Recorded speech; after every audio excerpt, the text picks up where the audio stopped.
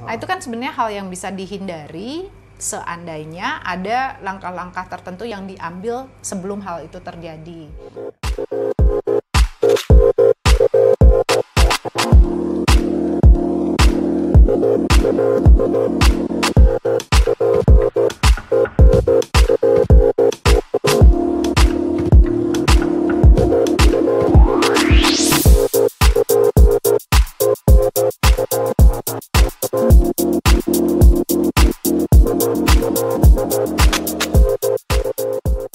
Kali ini kita kedatangan tamu lagi, Teh Ike Hamdan. Hai, saya lagi. Ya, teman baik kita banget.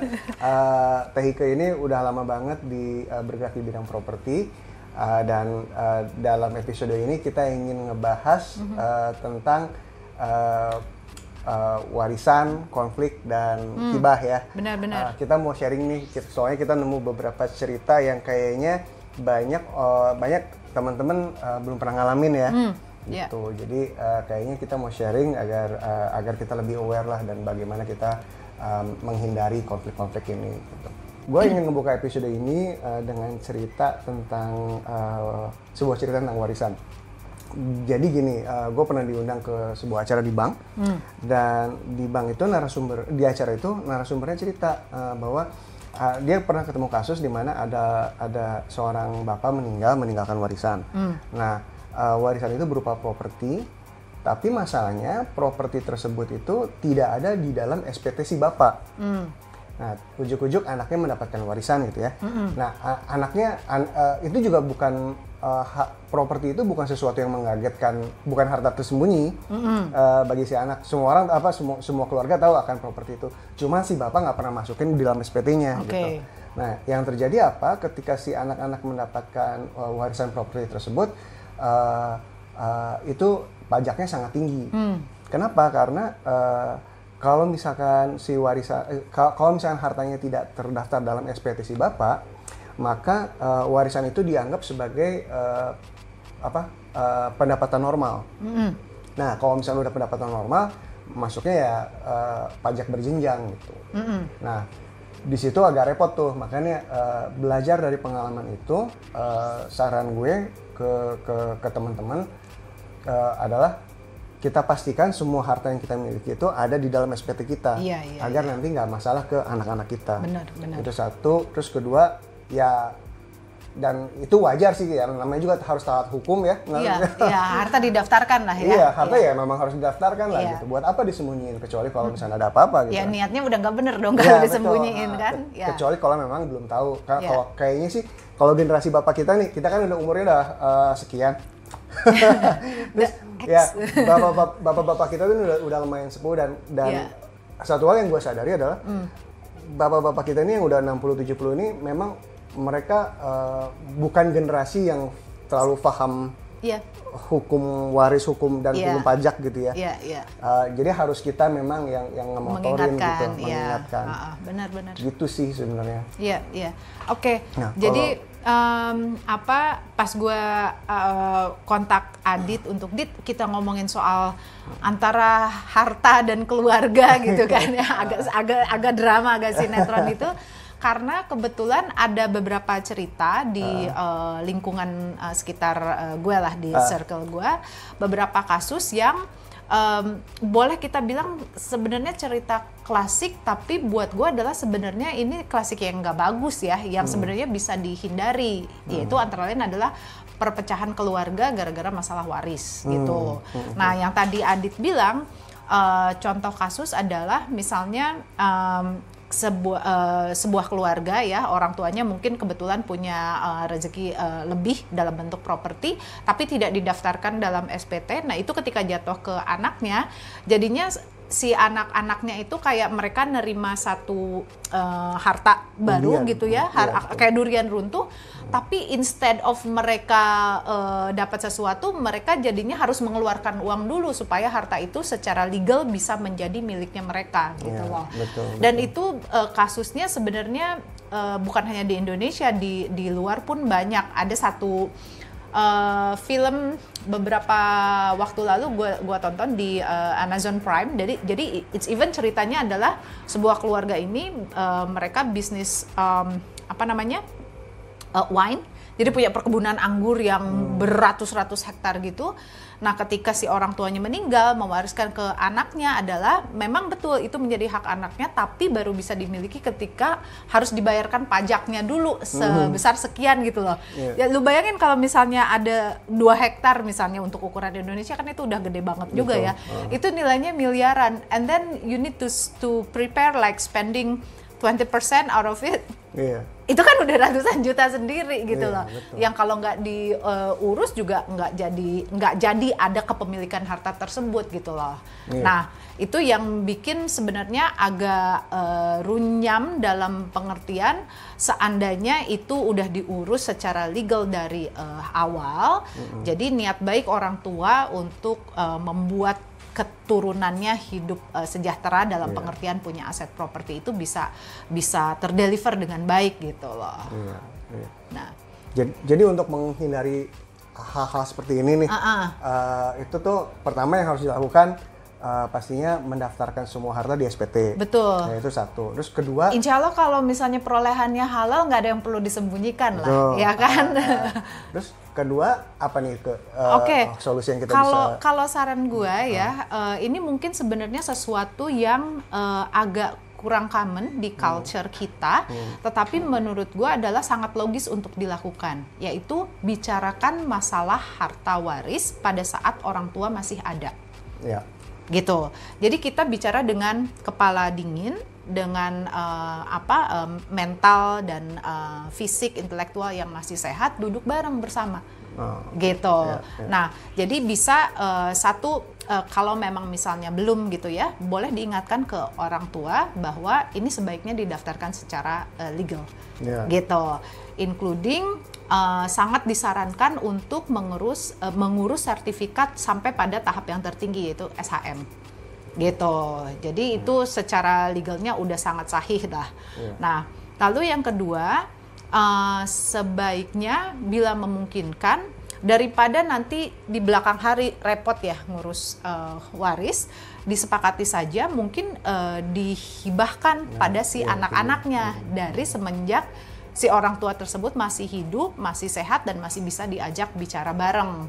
Nah, ini yang gue bilang di kita mungkin agak nggak common gitu ya. Karena dalam pengertian, ya orang tuanya aja masih hidup kok udah ngomongin waris gitu kan. Nah, tapi kita lihat belajar dari generasi sebelumnya gitu kan, justru banyak perpecahan keluarga banyak terjadi gara-gara masalah seperti ini. Satu, karena teledor. Kedua, karena sungkan gitu loh. Nah, impact-nya panjang. Jadi kalau menurut gue, lebih baik kita mengambil inisiatif yang mungkin di satu sisi dianggap nggak common ya gitu. Tapi di sisi lain adalah itu mengamankan kita untuk jangka panjang. Satu dari sisi harta, yang kedua dari sisi justru yang lebih penting, hubungan keluarga gitu loh. Jadi dengan melakukan hibah sebelum meninggal, itu dapat mengeliminasi atau meminimais lah ya potensi konflik yang tidak perlu.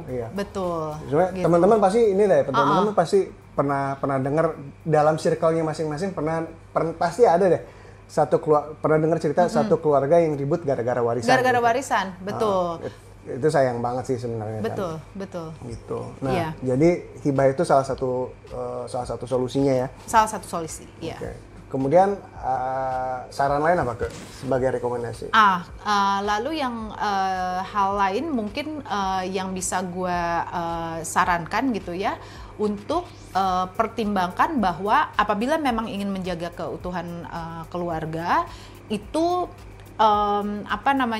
kalau hendak melakukan sesuatu terhadap tanah keluarga, tanah bersama tersebut, selalu hitam di atas putih, minta izin pada anggota keluarga lainnya, gitu. Mungkin tadi sebelum kita take kita sempat ngobrol ya, ada sebuah keluarga ditinggali warisan mungkin sebidang tanah atau a piece of property gitu ya. Terus si ibunya menjual, terus kemudian anaknya menuntut gitu loh. Iya, betul. Ya kan? Nah, anaknya menuntut karena kenapa si ibunya menjual tanpa izin anaknya? Sementara si waris itu belum dibagi gitu kan. Betul. Nah, ini kan buat kita jadi agak label anak durhaka gitu kan, anak nuntut ibunya gitu loh. Betul. Sementara di sisi lain ada kewajiban yang belum dilakukan, yaitu si pecah harta tersebut untuk waris. Contohnya kayak misalkan, jadi sebelum take ini kita pernah kita ngebahas kasus yang lagi bergulir nih di pengadilan. Jadi ada ibu, suaminya meninggal, meninggalkan harta sebuah rumah. Kemudian rumah ini oleh sang ibu dijual. Nah, dan dijual dan hartanya belum dibagi. Nah, jadi 3 dari 5 anaknya si ibu itu menuntut ke pengadilan. Gitu. Jadi contohnya seperti itu. Gua nggak akan nyinggung nama lah ya. Nah, take away dari kasus ini sebenarnya ada beberapa yang menarik. Kenapa? Karena anak sulung yang menuntut itu bilang bahwa rumah itu dijual tanpa izin dia, dan rumah itu dan hasilnya belum dibagi. Nah, kalau misalkan dilihat dari kalau misalnya dilihat baik-baik sih sebenarnya iya sih, minimal notifikasi aja ya. Terus kedua, memang si ibu belum membagikan warisannya. Suka atau tidak, anak berhak loh gitu. Atas warisan itu. Gitu. Mau pakai hukum negara ataupun hukum Islam misalnya, apabila yang mengikuti aturan ini kan. Justru kalau misalnya hukum waris Islam tuh harus secepatnya. Betul. Itu maksud gue sebenarnya kasus kayak tadi, label anak durhaka atau misalnya itu kan suka tidak suka, mau tidak mau hubungan antara ibu dan anaknya akan jadi rada awkward kan. Iya, betul. Gitu kan. Nah, itu kan sebenarnya hal yang bisa dihindari seandainya ada langkah-langkah tertentu yang diambil sebelum hal itu terjadi. Tadi misalnya kalau memang sudah sepakat itu akan dibagi ke ibunya sama berapa jumlah anak, kan itu bisa dihibahkan pada saat misalnya masih ada si orang tuanya, si bapaknya. Atau yang kedua, bila tidak mau seperti itu, bisa bersepakat bahwa oke, misalnya ini rumah akan dijual, lalu selepasnya akan dibagi kepada yang memiliki hak waris, tetapi harus berbesar hati semuanya memberitahukan gitu, dan semuanya harus tanda tangan hitam di atas putih. Itu gue sangat sarankan, even sama keluarga sendiri adalah tanda tangan hitam di atas putih gitu loh, karena uang tuh bisa bikin kalap ya gitu loh. Betul. Bisa bikin hubungan persaudaraan menjadi rusak dan segala macam. Kita sudah tahu lah ya, dengar banyak cerita seperti itu. Dan jangan lupa, kalau menurut gue yang penting adalah manakala kita memperoleh tambahan rezeki dari misalnya waris atau hibah dari orang tua yang kebetulan punya harta lebih, jangan lupa satu, pajaknya harus dibayarkan. Nah itu ukurannya kan berbeda kalau antara waris yang tadi contoh kasus lo ada di SPT dan tidak ada di SPT, kan ukurannya berbeda. Jangan lupa kita warga negara yang baik, we are a taxpayer, jadi pajaknya harus dibayar. Yang kedua, jangan lupa ada hak orang lain yang rezekinya datang melalui rezeki kita. Gitu. Zakat. Betul, zakatnya. Lalu yang ketiga, ini yang penting kalau menurut gue adalah very basic financial management. Kalau properti itu adalah yang sifatnya perolehan harta untuk long term, please make sure bahwa itu juga akan dilakukan untuk memenuhi kebutuhan long term. Jadi untuk kebutuhan jangka pendek sebisa mungkin dipenuhi dengan instrumen-instrumen keuangan yang memang sifatnya mendatangkan return dalam jangka pendek, gitu. Menarik. Ya, kalau ngomongin harta, ini sih ya ribet. Apalagi harta yang bukan milik kita. Lebih ribet lagi kalau nggak ada rezeki, ya kan lebih baik kita punya tangan kita lebih di atas daripada yang di bawah kan, gitu. Betul. I think next time interesting kalau kita undang teman kita yang lebih kompeten lah berbicara masalah harta waris, misalnya notaris atau PPAT. Nanti kita carilah ada teman-teman ya kan. I think it's important ya kan. Mungkin session berikutnya. Kita kan bicara dari kasus ya, studi kasus teman-teman kita. Sharing aja gitu. Sharing aja ya kan. Tapi orang yang memiliki sertifikasi atau credibility untuk bicara dari sisi hukum itu mungkin next time kita undang. Barangkali boleh dengar viewer, menarik nggak kalau kita bahas gitu ya, kita undang notaris atau apa gitu kan. Atau nggak gini aja, voting. Atau nggak gini aja, kalau misalnya teman-teman punya kenalan notaris di Jakarta yang sebaiknya yang bisa direkomendasikan untuk gue hubungi, kasih tahu aja nanti, kasih tahu aja di kolom komen, nanti gue coba hubungi. gitu. Ya, sip. Oke. Segitu dulu dari gue dan Ike. Ike, thank you banget Sama-sama. udah bareng-bareng kita sharing cerita di sini. Untuk teman-teman jangan lupa klik like, subscribe dan klik notification dan leave a comment, leave a discussion. Kalau siapa tahu gue dan Ike bisa ngejawabnya. Kalau ada pertanyaan silakan ya. Sampai ketemu di episode berikutnya. Assalamualaikum warahmatullahi wabarakatuh. Waalaikumsalam. Sip. Sip. Thank you ya ke. Misami.